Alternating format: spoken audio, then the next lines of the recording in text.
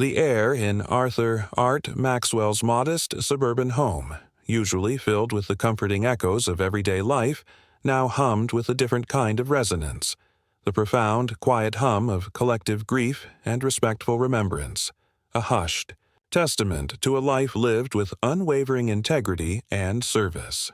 Art, a man of quiet strength, a decorated Korean War veteran whose gentle humor and steady presence had anchored his community for decades, lay peacefully in a simple wooden casket adorned with the very American flag that had draped his father's coffin generations ago. His hands, once strong and capable, now lay at rest, the lines of hard work and quiet wisdom etched into them, a silent narrative of a life spent serving his country and nurturing his loved ones. Sunlight, muted by the antique lace curtains, softened the edges of the room, illuminating the faces of friends and neighbors who had filled every available chair, standing shoulder to shoulder in solemn solidarity. The scent of lilies mingled subtly with the faint aroma of freshly brewed coffee, a comforting blend designed to soothe weary souls. Soft, melancholic jazz, Art's lifelong companion, played barely above a whisper from an old record player in the corner, its melodies weaving, through the shared silence, each note a poignant reminder of the man they had come to honor.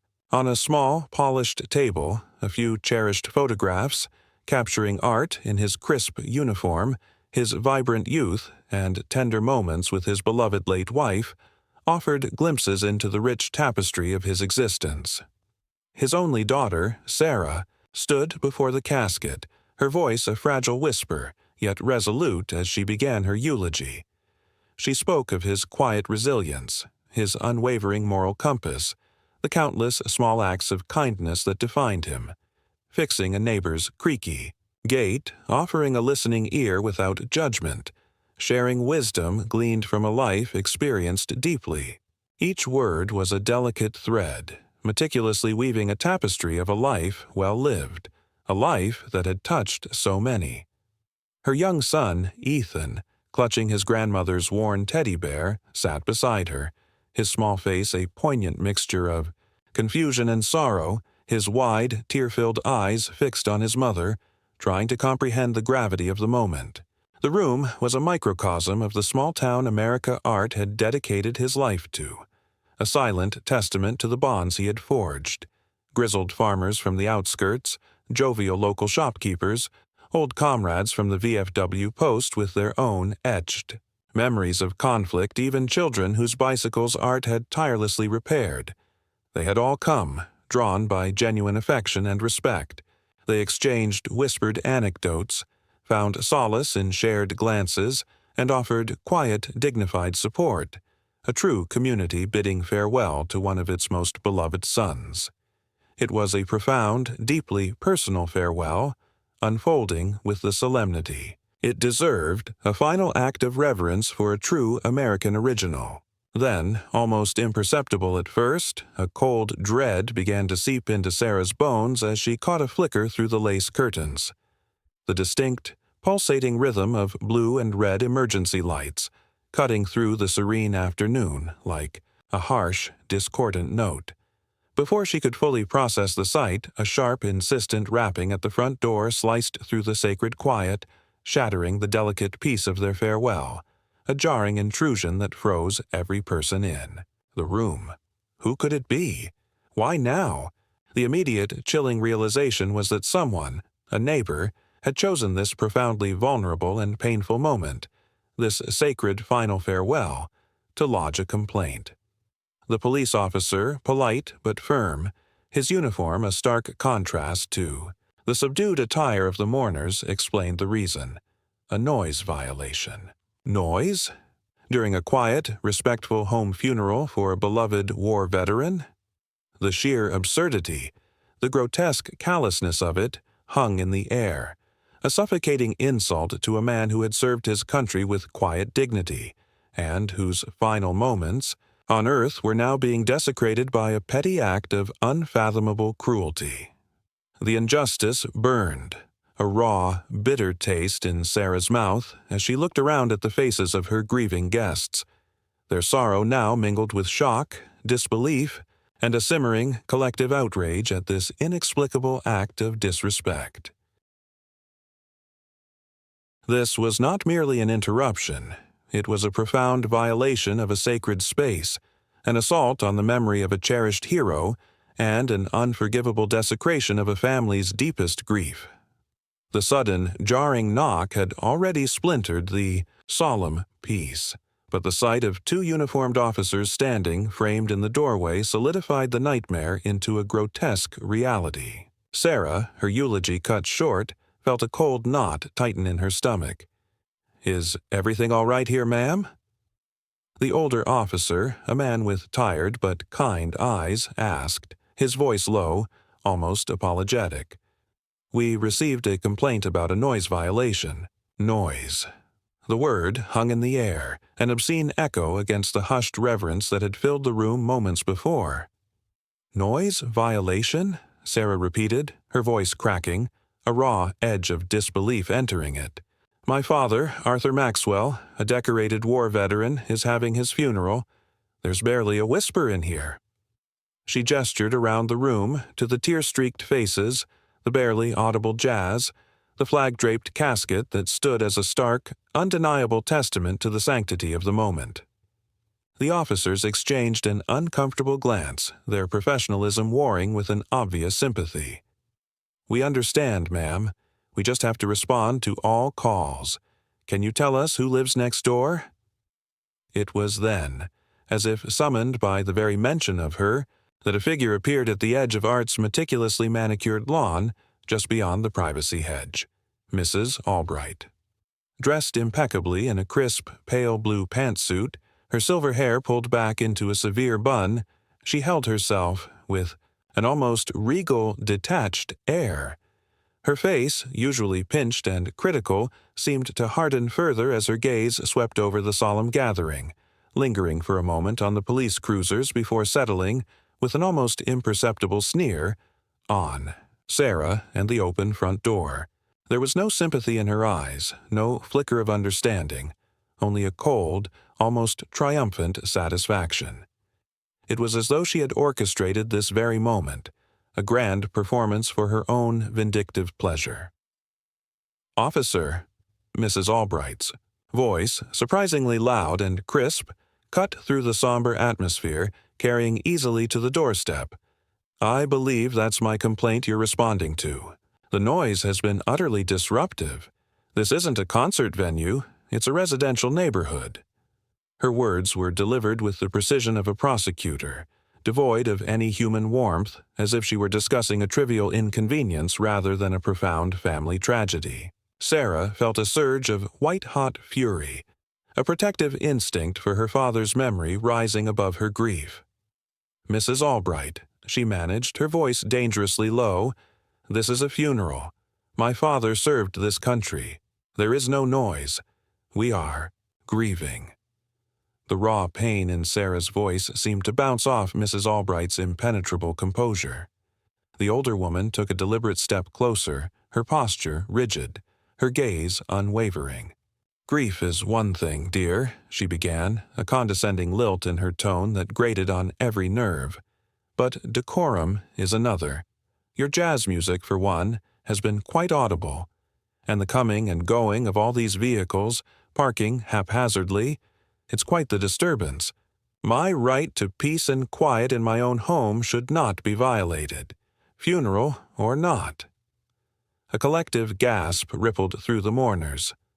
Art's old army buddy, Colonel Hayes, a man whose stern countenance rarely faltered, clenched his jaw, his eyes narrowed in disbelief. Ethan, Sarah's son, instinctively burrowed deeper into his grandmother's embrace, sensing the shift in the adult atmosphere from sadness to a simmering rage. Mrs. Albright's utter lack of empathy was a chilling spectacle. She spoke of noise and inconvenience as if the solemnity of death, the dignity of a veteran's final rites, meant absolutely nothing to her. Her words were not just an insult to the grieving family, they were a direct assault on the very values Art Maxwell had embodied: respect, community, and sacrifice. The officers, visibly uncomfortable, tried to mediate. Mrs. Albright, with all due respect, it appears to be a private gathering. A funeral. The noise level seems minimal. But she was unyielding. Minimal to you, perhaps, officer, but I work from home. I require absolute quiet. And, frankly, this spectacle has been going on for far too long. The implication was clear. Art's passing, his life, his service, were nothing more than a spectacle and an inconvenience to her meticulously ordered existence. The outrage that had been simmering beneath the surface of the mourners now began to boil. Whispers turned into indignant murmurs. "Unbelievable," someone muttered. "She has no heart," another hissed. Faces that moments ago were etched with sorrow were now hardened by a shared sense of injustice, a collective affront at the blatant disrespect shown to a man they deeply cherished. Sarah felt a raw, burning anger ignite within her. This wasn't just about the noise complaint. It was about the desecration of her father's memory, the callous disregard for their pain. Mrs. Albright stood there, a perfectly coiffed monument to heartlessness, her small, thin smile playing on her lips, observing the growing indignation with an unsettling calm. It was a silent, venomous triumph, and in that moment, Sarah knew this was not just a neighborly dispute.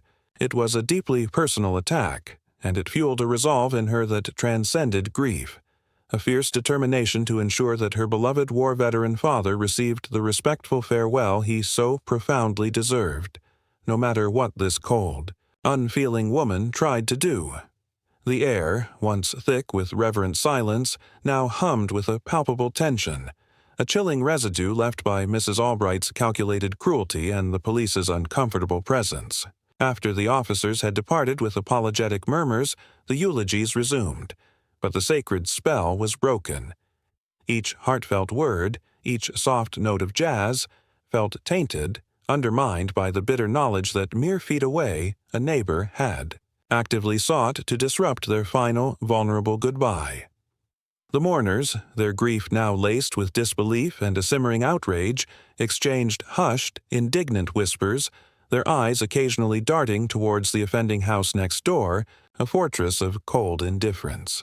Sarah, trying desperately to regain her composure, finished her father's eulogy, but the raw edge in her voice spoke volumes of the profound injustice that had just transpired.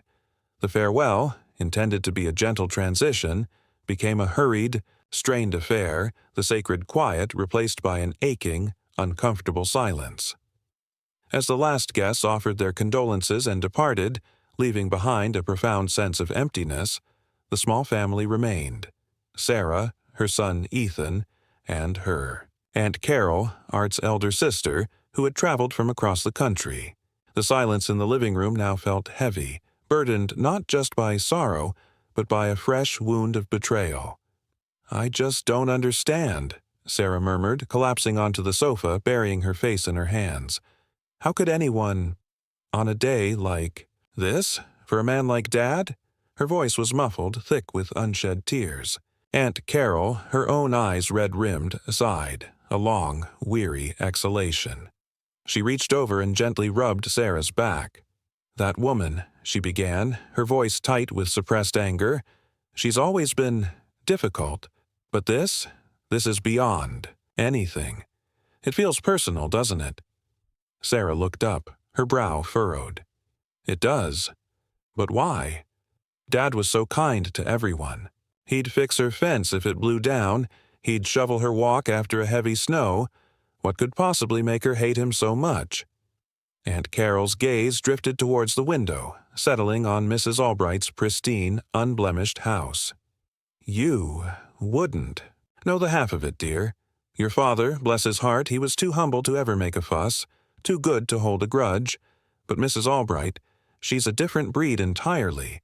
She never forgets a perceived slight, no matter how small, no matter how long ago." A flicker of a memory sparked in Sarah's mind. There was that incident, years ago, wasn't there? About the old oak tree on the property line? Dad just wanted To trim some overgrown branches that were scraping against her roof. Aunt Carol nodded slowly. That was just the tip of the iceberg. You were away at college then, but I remember. Mrs. Albright accused him of trespassing, of deliberately trying to damage her property. Art, being Art, tried to explain it was for her benefit, to prevent future damage, but she just wouldn't hear. She saw it as an intrusion, an assertion of his will over hers. She even threatened to sue. But that wasn't the deepest cut. Aunt Carol leaned forward, lowering her voice conspiratorially. Remember the Neighborhood Beautification Fund? Sarah vaguely recalled a community initiative from about a decade ago, aimed at sprucing up the main street and the local park. Dad was the treasurer, wasn't he? And Mrs. Albright was on the committee? She wanted to be the head of the committee, Aunt Carol corrected, her eyes narrowing. She had a grand vision, a very expensive one, for a series of elaborate, modern art installations in the park. Art, in his quiet way, thought it was a waste of taxpayer money when simpler, more practical improvements were needed. He advocated for new benches, better lighting, and more accessible pathways, things that truly benefited everyone. She paused, a bitter chuckle escaping her lips.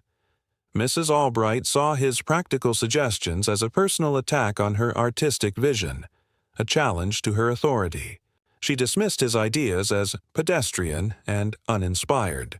But Art, with his quiet dignity and irrefutable logic, presented the figures, showed how her plan was financially unfeasible, and gathered support from the other committee members, many of whom were also veterans who trusted his judgment implicitly. Art hadn't campaigned aggressively. He simply spoke the truth, presented facts, and let his integrity shine. And in the end, his sensible approach won out. Mrs. Albright's ambitious, extravagant plan was politely but firmly rejected. She was furious, Aunt Carol continued, a grim look on her face. She felt publicly humiliated, especially since Art, the simple war veteran, had subtly outmaneuvered her. She resigned from the committee that very day, claiming it was beneath her. She never openly confronted Art about it again, but from that day forward, her pleasantries became brittle, her waves a mere twitch of the wrist. She started finding fault with every small thing, the lawnmower running too early, the smell of Art's barbecue, even the way his recycling bins were placed on collection day. She saw Art as a meddling busybody, a small-town hero using his undeserved reverence to undermine her superior intellect and taste. Sarah listened, her heart aching. Her father, in his unassuming way, had simply done what he believed was right for his community, never intending to slight anyone. But Mrs. Albright, with her inflated sense of self-importance and vindictive nature, had nursed that perceived humiliation, letting it fester into a deep-seated, hidden grudge. Her actions today weren't random. They were a calculated, long-awaited strike, a venomous manifestation of years of simmering resentment. The realization settled over Sarah like a cold shroud, transforming her initial shock into a steely resolve. This wasn't just about a noise complaint anymore. It was about the dark undercurrents of human envy and the bitter cost of petty pride, now shamefully exposed at her father's funeral. The injustice suddenly felt heavier, but also clearer, and with that clarity came a newfound determination to protect her father's honor, no matter what it took. The story of Mrs. Albright's egregious act, the desecration of a war veteran's funeral, spread not like wildfire but like a chilling frost, silently permeating every corner of the small, close-knit community. It began with the departing mourners, their faces still etched with grief, but now also contorted by a shared, simmering indignation. They whispered the unbelievable tale to their spouses over quiet dinners, recounted it to sympathetic neighbors, leaning over fences, and shared it with disbelief in hushed tones at local coffee shops. Each retelling amplified the raw injustice, adding layers of outrage to the already profound sorrow. Within hours, the digital town square, usually buzzing, with benign updates about bake sales and lost pets, erupted. Mrs. Henderson, a retired schoolteacher who had known Art Maxwell since he was a boy, was among the first to post on the community's private social media group. Her words, usually measured and kind, were sharp with a righteous fury.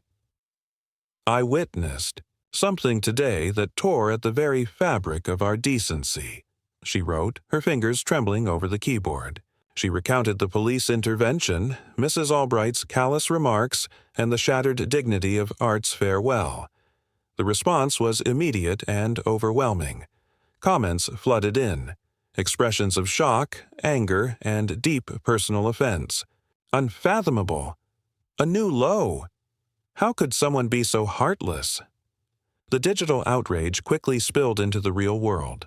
Calls began to flood Sarah's phone, not from curious strangers but from neighbors, friends, and even people she barely knew, all offering condolences, support, and, overwhelmingly, a fierce desire to right this wrong.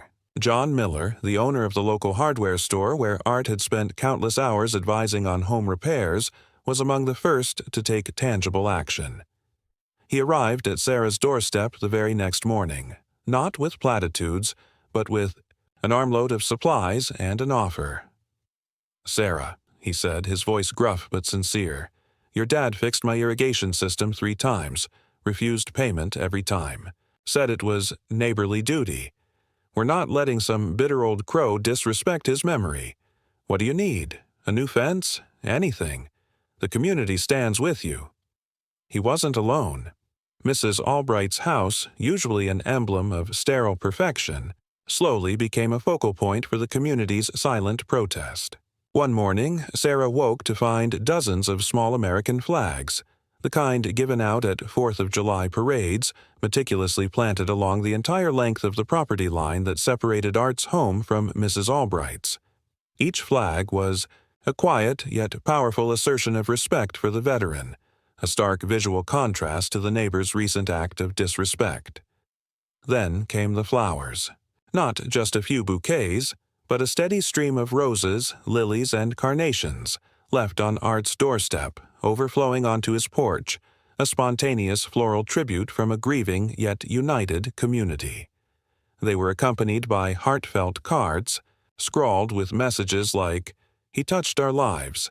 Thank you for his service," and "His dignity will never be forgotten." The local VFW Post, where Art had been a beloved, albeit quiet, fixture for decades, called an emergency meeting. Commander Davies, a man of few words but immense presence, stood before his comrades, his eyes blazing with a quiet fire. "Art Maxwell," he boomed, his voice resonating through the hall, "was one of us. He lived honorably, he served bravely, and he deserved a farewell with dignity.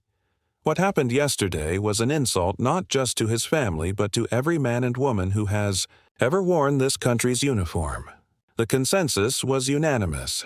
They needed to do something grand, something public, to restore Art's honor and demonstrate the unwavering respect he commanded. An idea quickly took root: a community memorial and veterans tribute in the town. Gay Square!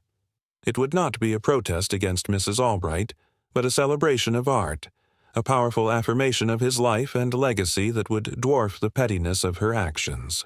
The planning began with fervent energy. Volunteers, ranging from teenagers eager to help to elderly citizens brimming with wisdom, converged.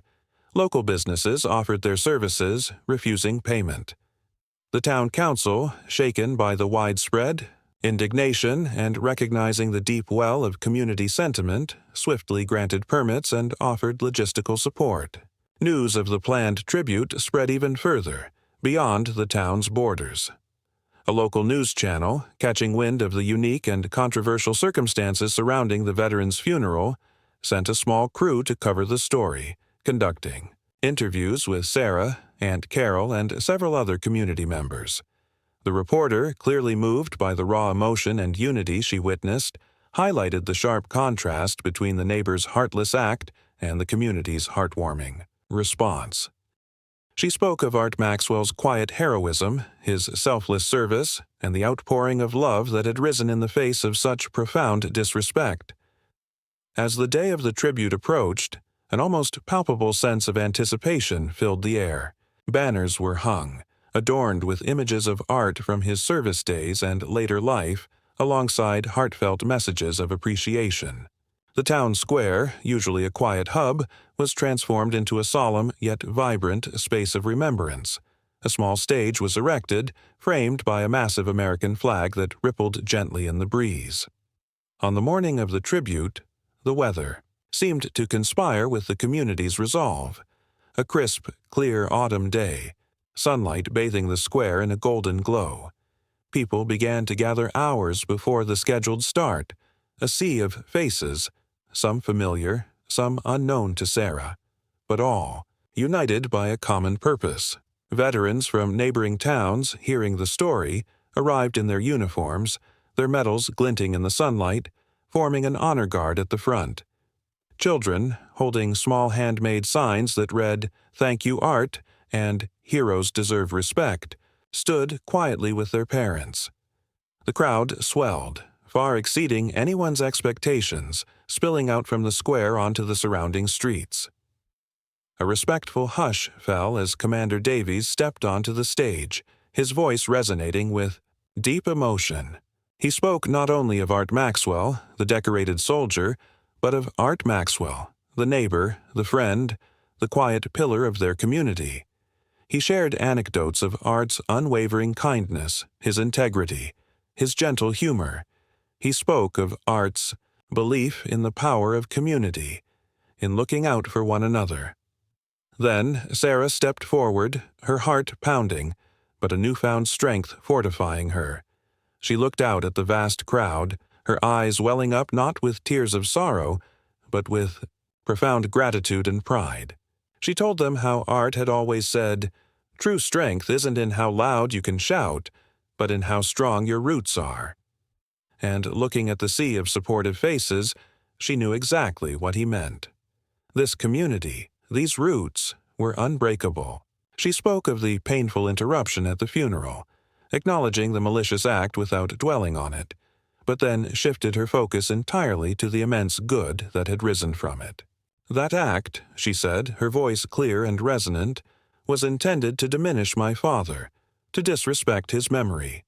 But instead, it has done the opposite. It has shown us the true measure of his impact. It has awakened a spirit of unity and love that I believe would have made him incredibly proud. As she finished, a wave of applause and cheers swept through the square, not just for her, but for Art and for the spirit of community that had been so powerfully affirmed.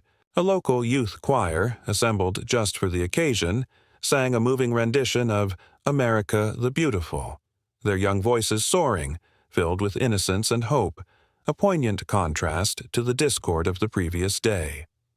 As the final notes faded, a single bugler, a young Marine in his dress uniform, raised his instrument. The haunting, melancholic strains of "Taps" filled the air, echoing across the square, a powerful, deeply respectful salute to a fallen hero. Every head bowed, every hand went to its heart, tears streaming freely down many faces, not just of sadness, but of overwhelming reverence and pride. It was a moment of profound collective healing, a powerful demonstration that even in the face of petty malice, the enduring legacy of a good man, honored by a united community, would always prevail. The tribute was more than just a memorial. It was a reaffirmation of values, a powerful, unspoken rebuttal to Mrs. Albright's cruelty, solidifying Art Maxwell's place not just in memory, but as a symbol of the very best of their American small town. His silent dignity had, in the end, shouted louder than any complaint, and the community's goodwill had triumphed over malice, leaving an indelible mark on the town's heart. The overwhelming swell of community support, culminating in the poignant tribute in the town square, had washed over Sarah and her family like a cleansing wave, beginning the arduous process of healing. The initial sting of Mrs. Albright's callous act, which had threatened to overshadow Art's sacred farewell, was now largely eclipsed by a profound sense of gratitude and renewed pride. The police, having witnessed the sheer public outpouring, were no longer just responding to a complaint. They were silently acknowledging the sheer absurdity of it. Subsequent attempts by Mrs. Albright to lodge further complaints, perhaps about children playing too loudly in the park or stray leaves, on her pristine lawn, were met with polite yet firm dismissals. Her credibility had evaporated in the face of such widespread public condemnation. Her actions had not only failed to diminish Art Maxwell's memory, but had, in fact, ignited a powerful, tangible demonstration of his enduring impact, a testament to the unwavering respect he had earned throughout his life. The consequences for Mrs. Albright were not legal, but far more pervasive and isolating, a chilling social ostracization. The meticulously crafted facade of her perfect life began to crumble under the collective glare of public disapproval. Neighbors who once offered perfunctory nods now averted their gaze. Invitations to community events, once a given for someone of her social standing, ceased entirely. Her pristine lawn, once admired, became a symbol of her heartless isolation. Grocers at the local market seemed to take longer to bag her items, and whispered conversations would abruptly cease as she approached. Even the neighborhood children, often the most intuitive judges of character, would fall silent and cross the street when they saw her, their innocent faces reflecting the judgment they had absorbed from their parents. She became a pariah, a ghost in her own well-manicured existence, her carefully curated decorum now perceived not as elegance, but as a mask for a deeply unsettling cruelty. The silence that now surrounded Mrs. Albright was far more deafening than any jazz music or a quiet gathering could ever have been. It was the silence of a community that had spoken with one voice, condemning her actions not through shouts, but through an unwavering, unified withdrawal of their goodwill. She was left alone with the bitter fruits of her own malice, seeing her reflection in the cold, unresponsive eyes of her former neighbors. She attempted to defend herself to a few acquaintances, muttering about her right to peace and undue disruption. But her words rang hollow, falling on deaf ears. There was no sympathy for someone who had desecrated a veteran's final goodbye. The public perception of her, fueled by the local news story and the town square tribute, was irreversibly cemented. She was the heartless woman who called the police on a funeral. For Sarah and her family, the ordeal, though painful, had unexpectedly brought them closer and solidified their place within the heart of the community. The days following the tribute were filled not with continued sorrow, but with an outpouring of genuine care. Meals appeared on their doorstep, offers of help with household chores poured in, and the mailbox was crammed with letters of support from strangers across the state, touched by Art's story. Sarah found herself sharing stories of her father with the people she barely knew, seeing his legacy reflected in their eyes. Ethan, who had been confused and frightened by the initial police visit, now understood that his grandfather was not just a soldier, but a beloved hero, cherished by many. The experience had transformed their private grief into a shared narrative of resilience and community spirit. The pain of loss remained, a constant ache, but it was now overlaid with a profound sense of pride and belonging. They realized that Art's life, even in death, continued to serve a purpose: to unite, to remind, to inspire. Art Maxwell's legacy, once a quiet, understated presence, had been powerfully amplified by the very act intended to diminish it. His story became a local legend, whispered with reverence and a touch of defiance. The oak tree on the property line, once a source of petty contention, stood taller, its leaves rustling in a perpetual testament to Art's steadfast nature. The benches in the town park, the very ones Art had advocated for, became unofficial memorials, places where people would sit and reflect on the unassuming veteran whose life had shone so brightly against the backdrop of one neighbor's darkness. His spirit, the embodiment of quiet dignity, selflessness, and community dedication, now resonated far beyond the confines of his humble home. It had been an unexpected journey, born from an act of malice but culminating in a powerful reaffirmation of goodness. The incident, instead of being a source of lasting bitterness, became a story of triumph. The triumph of respect over disrespect, of community over isolation, and of enduring legacy over fleeting cruelty. Sarah often found herself sitting on the porch, watching the changing seasons, a quiet smile on her face. Her father had always taught her that even in the darkest moments there was light to be found. And looking at the vibrant, interconnected community that now surrounded her, she knew, with absolute certainty, that her beloved war veteran father, Art Maxwell, had indeed found his eternal, dignified peace, surrounded by the unwavering love and respect he had always deserved.